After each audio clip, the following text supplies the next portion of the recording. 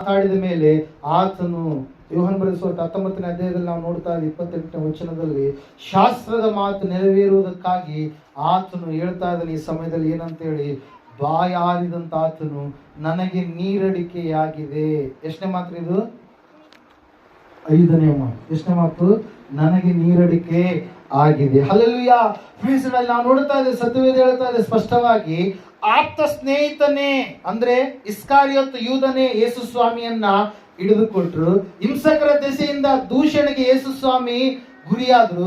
ನ್ಯಾಯಕ್ಕೆ ವಿರುದ್ಧವಾದಂತ ಸಾಕ್ಷಿಗಳು ಆತನ ಮೇಲೆ ಏಳಿಸಿದ್ರು. ಆತನು ಸಂಪೂರ್ಣವಾಗಿ ತಗ್ಗಿಸಿಕೊಂಡು ಬಾಯಿ ತೆರೆಯಲೇ ಇಲ್ಲ. ಯಾವ ಅನ್ಯಾಯ ಮಾಡದೇ ಇದ್ರೂ ಕೂಡ, ವಂಚನೆ ಇಲ್ಲದೆ ಇದ್ರೂ ಕೂಡ ಎಲ್ಲಾ ಶ್ರಮೆಗಳನ್ನ ಯೇಸು ಸ್ವಾಮಿ ತಾಳಿಕೊಂಡ. ಆ ಸಮಯದಲ್ಲಿ ಇದೆಲ್ಲವುಗಳನ್ನು ನಾವು ನೋಡಿದಾಗ ಆತನಲ್ಲಿ ಮನುಷ್ಯರ ಮೇಲೆ ಅಂದ್ರೆ ಮಾನವ ಜನಾಂಗದ ಮೇಲೆ, ತಾನು ಉಂಟು ಮಾಡಿದಂತ ಮಕ್ಕಳ ಮೇಲೆ ಎಷ್ಟು ಪ್ರೀತಿ ಇರುತ್ತೆ ಅನ್ನುವಂಥದ್ದನ್ನ ಇಲ್ಲಿ ನಾವು ತಿಳಿದುಕೊಳ್ಳಬೇಕಾಗುತ್ತೆ ಪ್ರಿಯರೇ. ಹಲ್ಲೆಲೂಯಾ. ಮಾನವೀಯತೆಯ ಒಂದು ನಿದರ್ಶನವಾಗಿ ಯೇಸು ಸ್ವಾಮಿ ಮಾತನ್ನ ಹೇಳ್ತಾ ಇದ್ದಾರೆ. ಕಾರಣ ಏನಂತಂದ್ರೆ, ಯಾವನಿಗಾದರೂ ನೀರಡಿಕೆಯಾಗಿದ್ದರೆ ಅವನು ನನ್ನ ಬಳಿಗೆ ಬಂದರೆ ನಾನು ಅವನಿಗೆ ಕೊಡುವಂತ ನೀರು ಅವನು ಕುಡಿದರೆ ಅವನಿಗೆ ಎಂದಿಗೂ ಕೂಡ ನೀರಡಿಕೆ ಆಗುವುದಿಲ್ಲ ಎಂಬುದಾಗಿ ಯೋಹಾನ ಬರೆಸುವ 7:37ನೇ ವಚನದಲ್ಲಿ ಯೇಸಪ್ಪ ಹೇಳಿದ್ದಾರೆ. ಸಮಾರ್ಯ ಸ್ತ್ರೀಗೆ ಹೇಳಿದ್ದಾರೆ ಏನಂತ ಹೇಳಿ, ನಾನು ಕೊಡುವಂತ ನೀರು, ಆ ನೀರು ಯಾವುದೆಂಬುದಾಗಿ ನೀನು ತಿಳಿದಿದ್ರೆ ನಾನು ಅದನ್ನು ನಿನಗೆ ಕೊಟ್ಟಿದ್ರೆ ನಿನಗೆ ಎಂದಿಗೂ ಕೂಡ ನೀರಡಿಕೆ ಆಗುವುದಿಲ್ಲ. ಆ ತಾಯಿ ಹೇಳ್ತಾರೆ, ಸ್ವಾಮಿ ಹಂಗಾದ್ರೆ ಅಷ್ಟು ದೂರದಿಂದ ಬಾವಿಗೆ ಬರುವಂತದ ಅವಶ್ಯಕತೆ ಇದ್ದಿಲ್ಲ, ಆ ನೀರು ನನಗೆ ಕೊಟ್ಟು ಬಿಡು ಎಂಬುದಾಗಿ. ಅದು ಆತ್ಮಿಕ ದಾಹ, ಪರಿಶುದ್ಧವಾದಂತ ದಾಹ.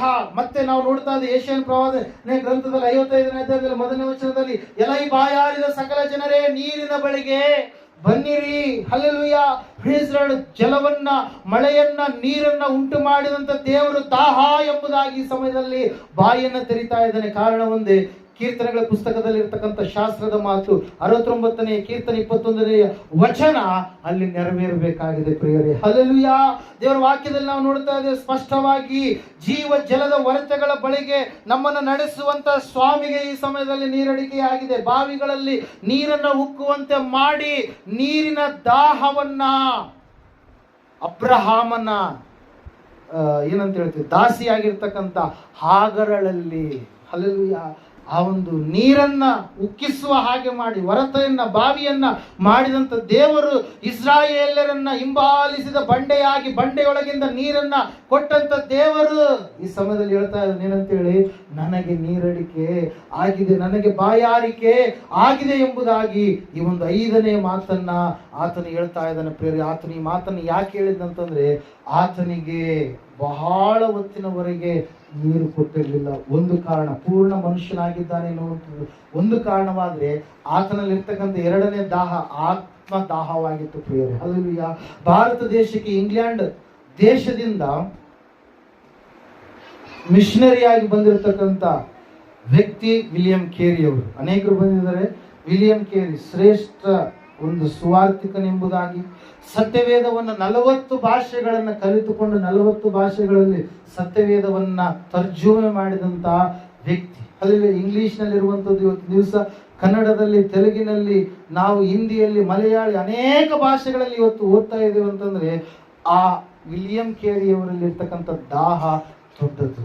ಅವರವರ ಭಾಷೆಯಲ್ಲಿ, ಅವರವರ ಒಂದು ಮಾತೃಭಾಷೆಯಲ್ಲಿ ಸತ್ಯವೇದವನ್ನ ಅವರಿಗೆ ತಿಳಿಸಿಕೊಟ್ರೆ, ಅದನ್ನ ಬರೆದುಕೊಟ್ರೆ, ತರ್ಜುಮೆ ಮಾಡಿದರೆ ಎಷ್ಟೋ ಆತ್ಮಗಳು ರಕ್ಷಣೆ ಆಗ್ತವೆ ಎಂಬುದಾಗಿ ಗ್ರಹಿಸಿ ಆ ಒಂದು ಆತ್ಮದಾಹವನ್ನ, ದಾಹವುಳ್ಳಂತ ವಿಲಿಯಂ ಕೇರಿ ತನ್ನ ಸಮಾಧಿ ಮೇಲೆ ಒಂದು ಮಾತನ್ನು ಬರೀರಿ ಎಂಬುದಾಗಿ ಒಂದು ಮಾತನ್ನು ಯಾವಾಗಲೂ ಹೇಳ್ತಾ ಇದ್ರಂತೆ. ಆ ಮಾತು ಏನಂತಂದ್ರೆ, ಡಾಕ್ಟರ್ ಕೇರಿಯನ್ನ ನೀವು ನೆನೆಸ್ಕೊಳ್ಬೇಡ್ರಿ, ಡಾಕ್ಟರ್ ಕೇರಿಯವರ ರಕ್ಷಕನ ಯಾರಿದ್ದಾನೋ ಆತನನ್ನ ನೀವು ಯಾವಾಗಲೂ ಕೂಡ ಏನ್ ಮಾಡ್ರಿ, ನೆನೆಸಿಕೊಳ್ಳಿರಿ ಎಂಬುದಾಗಿ. ಹಲ್ಲೆಲೂಯಾ.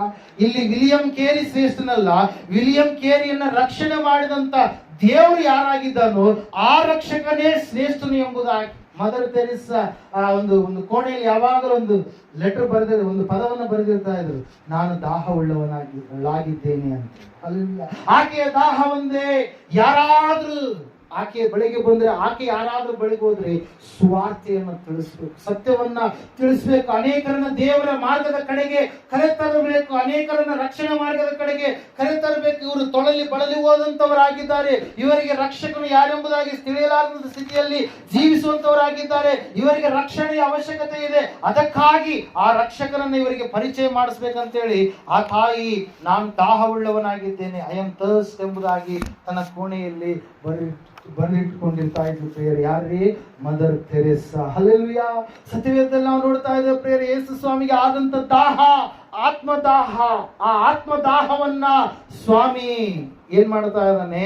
ಆ ಒಂದು ಶಾಸ್ತ್ರದ ಮಾತು ನೆರವೇರುವುದಕ್ಕಾಗಿ ಆ ಹುಳಿರಸವನ್ನ ತಕ್ಕೊಳ್ಬೇಕೆಂಬುದಾಗಿ, ಆ ಒಂದು ಶಾಸ್ತ್ರದ ಮಾತು ಏನಿತ್ತು ಅದನ್ನು ನೆರವೇರಿಸೋದಕ್ಕೆ 5ನೇ ಮಾತನ್ನು ಹೇಳಿದಾದ ಮೇಲೆ